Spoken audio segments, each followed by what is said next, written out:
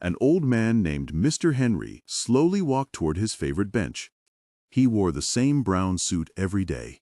In one hand, he carried a walking stick. In the other, an old leather bag. He smiled at every stranger. Children waved at him. Joggers greeted him. Everyone loved him. But nobody really knew him. Every morning at exactly 8 o'clock, he looked toward the park entrance. Then he smiled. Then he waited. One day, a young college student named Ryan became curious. He walked over and asked, "Sir, why do you come here every single day?" The old man smiled. "I'm waiting for someone." Ryan looked around, but nobody comes. The old man nodded. "I know."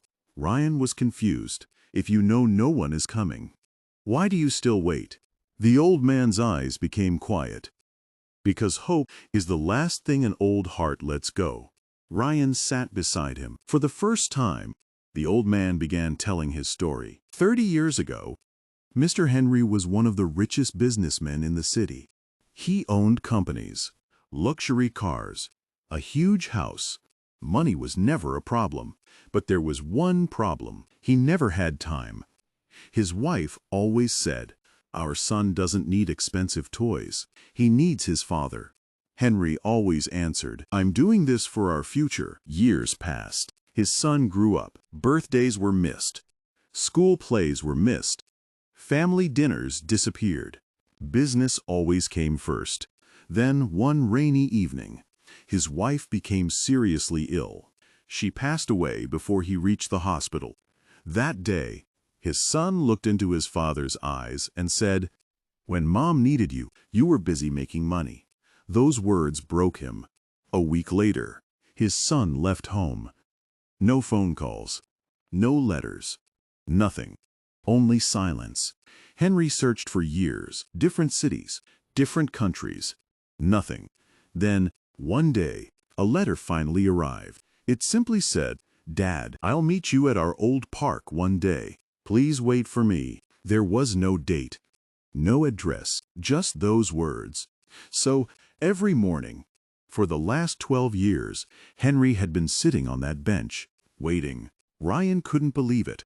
12 years? Henry smiled. "Yes. Don't you think he forgot?"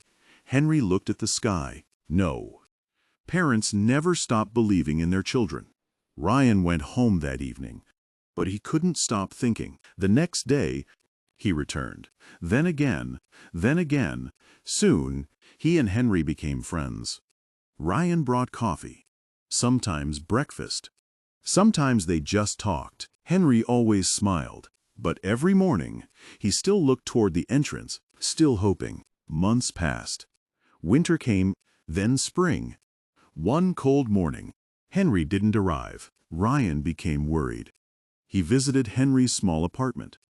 The landlord opened the door. "I'm sorry. Mr. Henry passed away peacefully last night." Ryan stood frozen.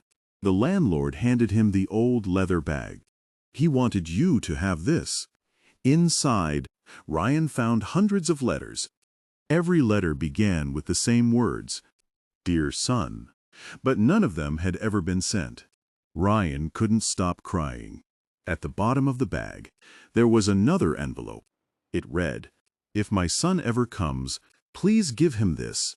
Ryan made a promise. He would find Henry's son. It wasn't easy. Weeks became months. Finally, through old records, he found him. His name was Daniel. He lived in another city. Ryan knocked on his door. Daniel opened it. Ryan quietly handed him the envelope. Daniel read the letter. His hands started shaking. The letter said, "My son, I never stopped waiting.